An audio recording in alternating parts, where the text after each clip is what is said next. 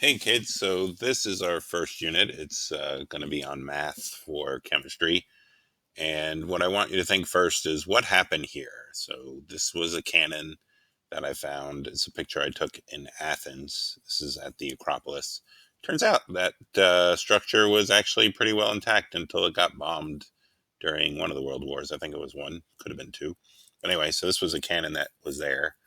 And think about what happened there, and we'll get back to this in a second. So, accuracy versus precision. This is where we start.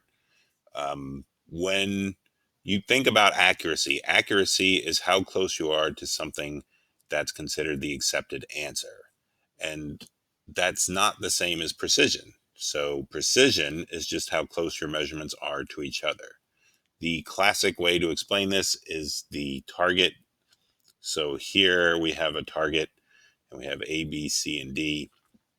And as you can see, if I asked you which of these targets were accurate, so which one was closest to the accepted answer, hopefully you could recognize that target A and target C are both accurate, right? They're getting close to that bullseye thing. If I asked you which were the most precise, which ones were just close together to each other, then B, right? You got a nice grouping here, and C is also precise. So another way to think about this is with sort of if you have someone shooting or kicking field goals or extra points, if the kicker is always kicking off by a little bit, that's still very precise, right? Precise, yes. Accurate, no.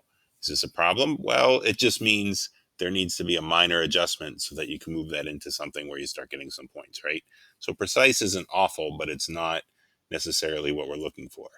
Another way to look at this is if I gave some data and I tell you, let's say these two students were looking for the density of blood. So the density of blood is officially 1.06 grams per milliliter. So of these two, who was more accurate, who was more precise, right? Hopefully you can see that Jacob gets pretty much the same thing every time, but Edward is closer when you take an average, certainly more accurate than Jacob is, but Jacob is more precise. So we would call Jacob precise, and we would say Edward was more accurate. All right, so that's that. Now, there are errors in measurement. Everything we use that measures things has limitations.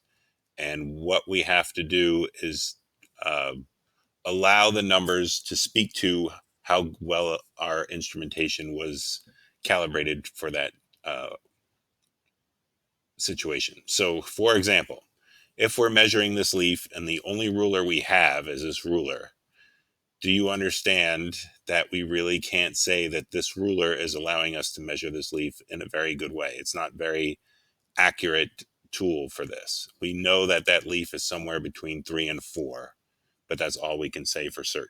Okay.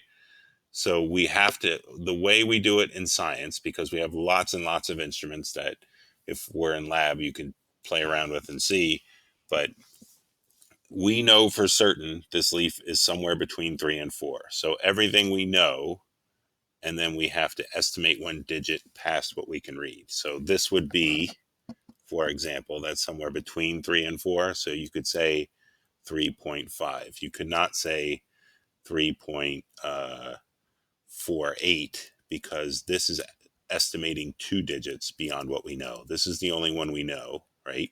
And then we're estimating one digit beyond. So here's some more examples. It's a little hard. So for this one, right, we know the 8 and we absolutely know the 0.2.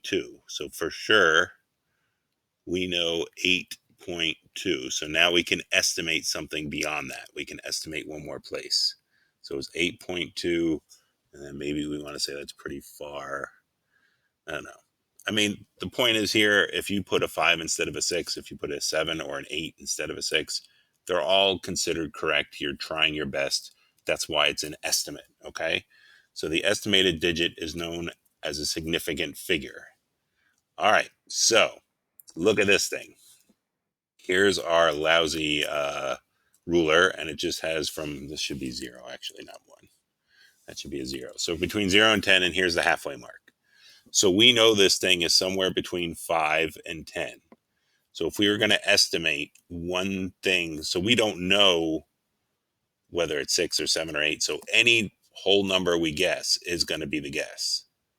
So we might say that this is, it looks about an 8. Okay, that's the best we can do. That's already a guess, that 8. So that's one significant digit. With this ruler, it's the same thing. Oh, now we know it's between 8 and 9. So we know for certain the 8, and now we can guess one more, and we can say that's maybe 80% of the way over there. So 8.8. So now this is the guess. This is the estimate. This is known. For that one up here, this was already a guess, and that's why we had to stop there. So this had one significant figure, right? Significant figure. And this has two significant figures because there's a better measurement device. Now we get to this one. Look at this. Now we know for certain it's 8.8, I guess. Do we know that for certain? Yeah, I guess so. So now we know that, those two, and the next one we're going to estimate, and we might estimate that as 0. So now this has three significant figures because the instrument we're using has more hash marks. We can read it in a more accurate way, or it's a better tool for this measurement. Okay, so here's some practice. Remember, you got to determine what you know for certain first, and then you're going to estimate one place beyond what you know. So if we had this and that landed there, so we know for certain this is between 50 and it's between, this is 60, so this one must be 55, right? So we know it's between 50 and 55. So we can say for certain the 50. The next thing we're going to do is guess. So I could say 52. You could say 53, 54, whatever you want. But this is going to have two significant figures. You can't go beyond the ones digit because this ruler is already having you guess that 2. Okay? So let's try this one. All right, so in this case, I know this is between 2 and 3 for certain. So I can guess any decimal after 2. I can say 2.1, 2.2, 2.3. Now, obviously, 2.1, all those would be down here. So you want to guess something higher. So you could say 2.9. You could say 2.8. You could say maybe even make an argument for 2.7. But this has two significant figures because of the accuracy of what we can see based on the hash marks on there. And now if we had this ruler and it's there, okay, we know for certain it's between 0.5 and 1. So therefore, we could say 0.6, 0.7, 0.8, 0.9. We couldn't go further than that. So we could say 0. Maybe 7. Okay, we couldn't say 0.75 because we already guessed the 7. This was already estimated. So this has one significant figure because we only know the 0.7. All right. So the point of all this is that numbers communicate the quality of measurement. If you have more digits in your number, then that is more higher quality of a measurement. And you can't just say something that wasn't reflected by the tool you were using. So for example, if I use this flask, and this flask has no hash marks on it, as you can see, it just says it's a 250 milliliter flask. So when full, it's 250 milliliters. No one could say for certain that it's 163.5 mils. It could very well be, but based on this flask as a measuring device, you couldn't say that. That is not true. You can only say it's somewhere between 0 and 250. So you could say it was 100 or 200 milliliters, and that's about it. All right, maybe you could say 50 if it was lower, but you basically can only have one significant digit. Okay, so getting back to this was the problem with this cannon. If you noticed, the cannonball got stuck in the cannon. And the reason was significant figures. Back in the cannon days, the guy who was in charge of cannonballs told his workers, hey, everybody, I need an 8-centimeter diameter cannonball. So they made 8 centimeters, but if they had 8.1 or 8.2 or 8 point, or 7.9, They're still like, well, that's 8 centimeters. That's fine. So they put them all in there. Turns out 8.2, not going to do it. It's going to get stuck and it's going to make the cannon explode. So what the guy should have said is, I need all my cannonballs to be 8.0 centimeters. He should have set it to 2 significant figures, not 1. So by saying 1 significant figure, this thing exploded, went backwards, and it was a Greek tragedy for sure. All right. If he had 8.0, if he said that, then they would have known to throw away the 8.1. They would have known to throw away the 8.2 because it's not accurate to that many places, that they're trying to get it accurate to 8.0, and then the cannonball would go through the cannon.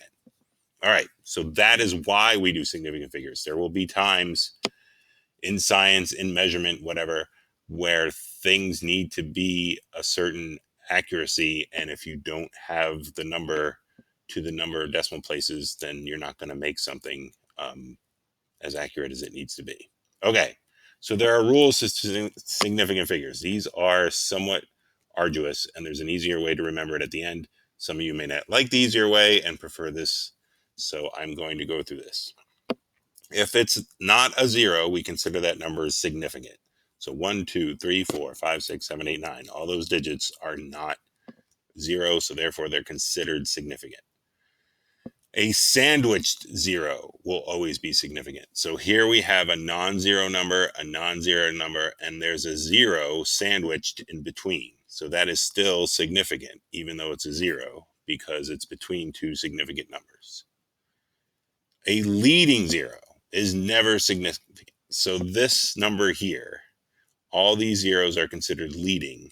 They're not considered significant. They're just getting you to the point where that is. You could have just easily said that's 4 times 10 to the minus 4 and not had any of those zeros, correct? So leading zeros are not considered significant. In fact, there's a saying in Puerto Rico, eros en cero a les... As you can tell, I took French. A les cuerda. Sounds a lot better when someone says it who can. So anyway, that is an insult to someone. You say you're a 0 to the left, which means you're insignificant.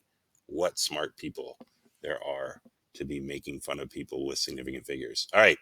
So rule number 4, trailing zeros. Sometimes they are, sometimes they aren't. If there's a decimal point, they will be. If there's no decimal point, they will not be. So for example, if you only measured this number to 1.45, why would you keep writing zeros unless you actually measured them, right? That is all you would need to write. But if you kept writing a 0, then that means you measured it to this point, but just so happened to be that they were both zeros, and you want to let the world know, hey, I measured it all the way out here. But so those would be considered significant.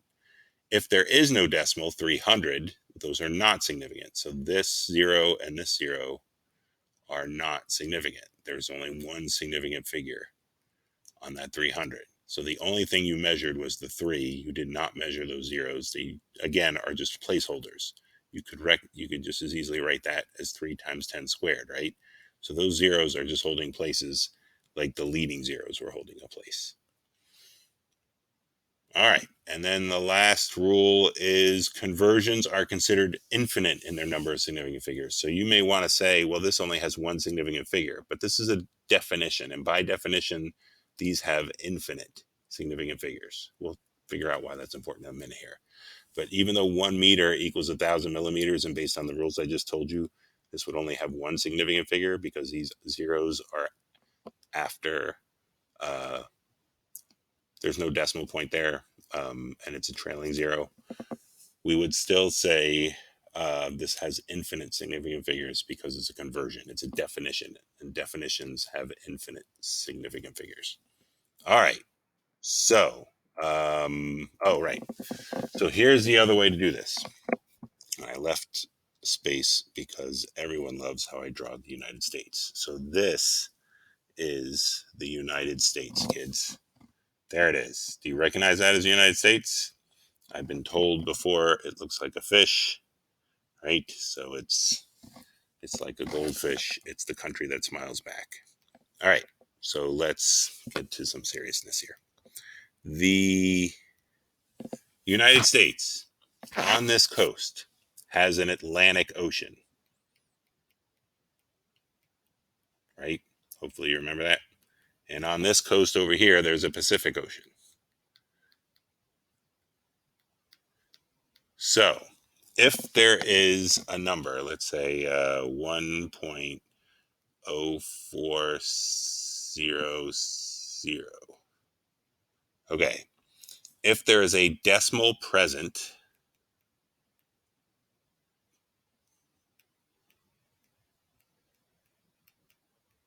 then you start at the Pacific side, you start counting at the first non-zero number, and you keep going. So this would have 1, 2, 3, 4, 5 significant figures.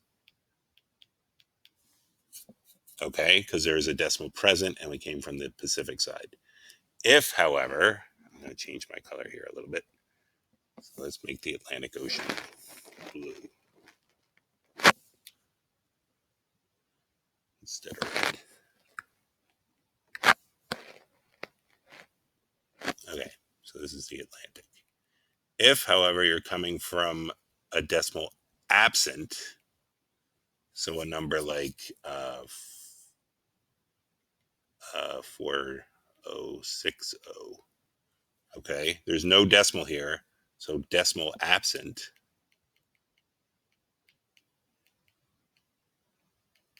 then you start at the Atlantic side and you start counting at the first non-zero number.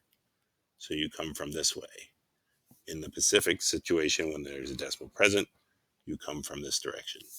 And you always start with the first non-zero number. And then you just keep counting until you get to the end. So this has 1, 2, 3. This has 3 significant figures. All right. So that crazy visual helps with this, and you'll get through this if that makes sense. Or if you like rules, you can just memorize all the rules. But basically, and here it is written here. Okay, when a decimal is present, you start from the Pacific side of things, right? Present, Pacific. 1, 2, 3, 4. This 0 is significant because it comes after a non-zero digit as we're heading in that direction. If there's a decimal absent, you start at the Atlantic, come from this direction. Okay. And again, I probably should have changed my pen color. So I'll turn that red. I'll turn this red. Right. That's basically what I was saying. All right. So that is where we end here. That's the first of the videos. I hope that's helpful. And thanks for listening.